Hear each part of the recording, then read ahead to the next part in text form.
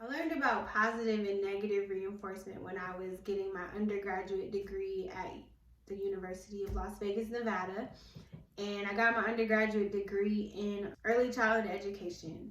And so positive and negative reinforcement are both trying to continue a certain behavior, and oftentimes it can be the exact same behavior. So positive reinforcement, I'll use the same goal or behavior for an example. So for example, potty training. So an example of positive reinforcement for potty training is you obviously want the child to use the potty and not use diapers or pull-ups, right? So to introduce positive reinforcement would be giving the child praise, saying, "Yay, you used the potty! I'm so proud of you. Here's a sticker. Like, yes, here's some candy." Which don't do that because it ruins their teeth. But I'm just using an example. But like, you're giving them positive praise. Now, negative reinforcement would be if you're trying to potty train, again, the same goal, but you whoop the child for having an accident. You are abusive to them emotionally because they had an accident. That's negative reinforcement. So both can achieve the goal, but one person will be abused and the other one will not. So this was a kind of a typical thing that kind of happened in the church. It seemed like pastor was typically the positive reinforcer, and then First Lady and Minister Prima were like the negative reinforcers. So now I'm going to give you guys an example of positive and negative reinforcement as it pertains to the church and how it was used in the church, okay? So the goal is, or the behavior that they seem to want to continue was following them, okay? And so pastor, if he had a speaking engagement, which I felt was normal, for people to, support their own and things like that. So if he went to go preach at another church, a lot of members would go and follow and just go to the church and just be there as a support, which is 1,000% normal to me. So whenever, and mind you, I didn't understand or put these clues together until like recently or since I've left. But pastor would say, when we got back from the speaking engagement, he would say, in the back, I talked to one of the pastors, and one of the pastors had mentioned, wow, how do you get all these people to follow you, type of thing. And so now that I think about it, he would say that for every single speaking engagement. He would say, Pastor so-and-so said, thank you for coming. How do you get all these people to follow you? That was a constant phrase that he would say after a speaking engagement, and it was a positive reinforcement. So it showed that he was encouraged when we followed him, and not only that, but that he wanted us to continue to do it. Like he was reinforcing that we come, basically, by him saying that. So an example of negative reinforcement as it pertains to that same goal of following would be Minister Prima. She would often do the altar calls, which basically is a portion at the end of a service, where she would, ask if people would like to give their lives to God. A lot of times it would just be the whole church going to ask for forgiveness for various reasons, but she would kind of twist the altar calls to kind of not only reach people who had never, said the sinner's prayer, but she would kind of like, make the rest of the church feel like, you're not in position where you should be. So the whole church would end up being on their knees anyways. But an example, like I was saying, of negative reinforcement during this time of her doing the altar calls, she would talk about, following, basically. And so she would say things like, the real sons and daughters don't pencil the ministry in. The real sons and daughters will make an effort to go to every engagement that you're at. It's not even a question. we will make sure that we're there because we're the real sons and daughters. So sons and daughters, for those of you who are not aware, Pastor and First Lady we were taught that Pastor and First Lady were our spiritual parents. So because they were our spiritual parents, that makes us their spiritual sons and daughters. So we were often referred to as sons and daughters, like that was just the norm. So again, that was negative reinforcement because she was excluding people who maybe had jobs or something, or weren't able to follow in that aspect. But she was saying basically, if you didn't make that sacrifice to come to the speaking engagement or to be there in support of your pastor, then you're not a real son and daughter. So she was reinforcing that, the same goal, follow pastor wherever he goes, or pastor and First Lady, but it was in a negative way. So she was making, basically that's an example of like some of the emotional abuse that you would receive, which was typically like over the pulpit. So following became a big thing. Everything was centered around following, and so much so that even we used to go to like church trips. Well, I think they still do go to church trips, but we would go to Florida every year as a church trip. Pastor had said that as a family, before he started the church, he would always take his family on a vacation. And so then I think when their son was born, the baby son, which I don't really have a name for him yet, but he was the baby son. And when he was a baby, they invited the rest of the church to come on their church trips as well too. So I remember going to Florida. I think I went a total of 10 times because we went every year. Like that was just something we did. We went to the same place.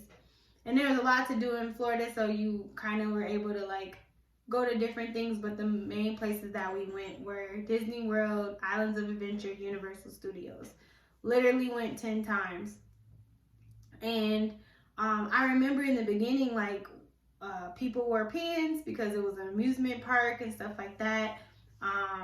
But it slowly progressed to like where we had to wear skirts, to the amusement parks and stuff like that. But in regards to following, I remember like we would go with our friends and we would be split up and we would just have fun. And I think my favorite ride was Space Mountain, like that's the best ride. And then also at Islands of Adventure, the Hulk and Dueling Dragons. But secretly, I think the last Florida trip we went on a Harry Potter ride that we weren't supposed to because Harry Potter is supposed to be witchcraft, but a few of us sneaked to go anyways. Hands down the best ride in the entire park. So make sure you go on that Harry Potter ride. But anyways, so yeah, we would have fun. We would split up and be in our like various groups of friends and things. But like as time progressed, and I feel like it was after like Ebony got sick, there was like ones and twos that were following them. And I guess maybe ones and twos followed them around the park all the time. So I hadn't been aware of it until I became a two. But like we went everywhere they went, and it kind of made it not as much fun because you had to wait in line in a big crowd of people instead of it just being like your peer group and stuff. And then there was often times where we would get lost because it was so many people following them, so we didn't know where they were. It just sucked the fun out the trips. But anyways, following became a huge thing, and it made it challenging to follow them, especially when we went out of town for trips and stuff, because like some of the other guests would be upset with us because it would be like maybe like 100 people all in line for the same ride instead of being dispersed like normal family groups or whatever. So a lot of the other tourists would be like kind of pissed at us because it's like, where is this big crowd of black people coming from waiting in line for the same doggone line or ride? So that was literally like, that's where the word kind of like evolved into this like really strange, warped situation. Like at first it was just, you know, be supportive of your pastor, but then it became like follow them everywhere.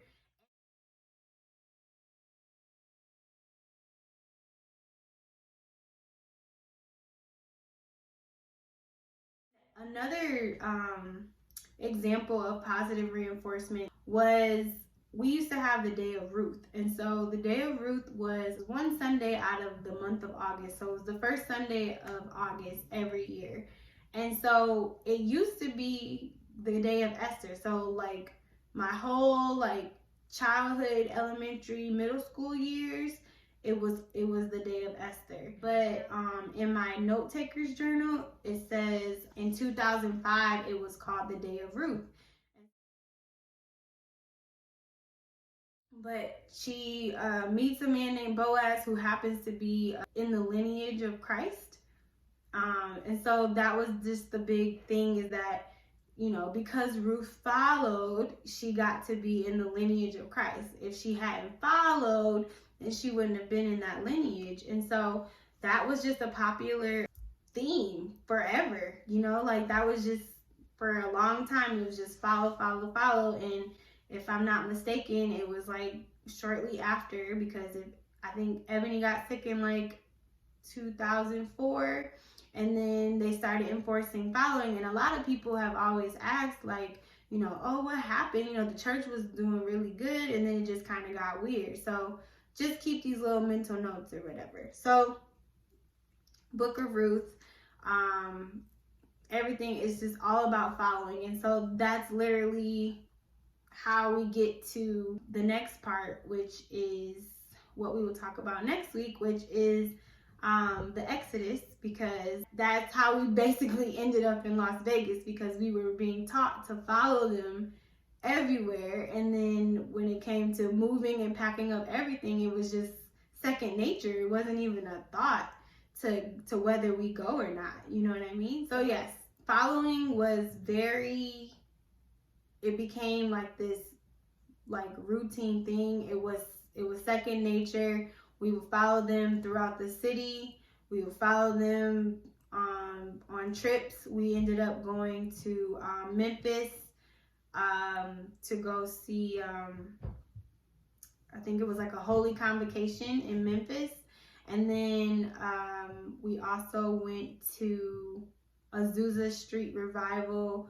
I think it was like their 100th anniversary. Now again, Azusa was a place where I guess it was recorded that there were a lot of miracles that happened, that God displayed on Azusa Street. And so we were going there to commemorate the 100th year anniversary. And I was really excited about that, because I was like, oh, you know, maybe we can experience God in that way, because we're going like back to where it all began.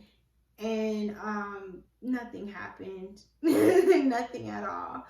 So I was disappointed a lot, but I was just like, I'm gonna keep trying, you know.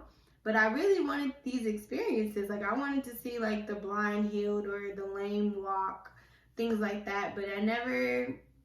And I was thinking like maybe miracles don't happen that way anymore. Maybe it's like more like hospital type miracles, where it's like they were dead on the table and then they, you know, resurrected or whatever. But I was looking for like straight up stuff, like somebody blind on the street, not even in the hospital, and then, you know, pastor pray for them or something, and then they can see or something like that. Like those were the things that I was looking for. But I was like, maybe miracles are like modern now, so they're not like, you know, old school. But yeah, so we ended up following them all the time. So when it came to moving to Las Vegas, that was second nature. It wasn't even a thought.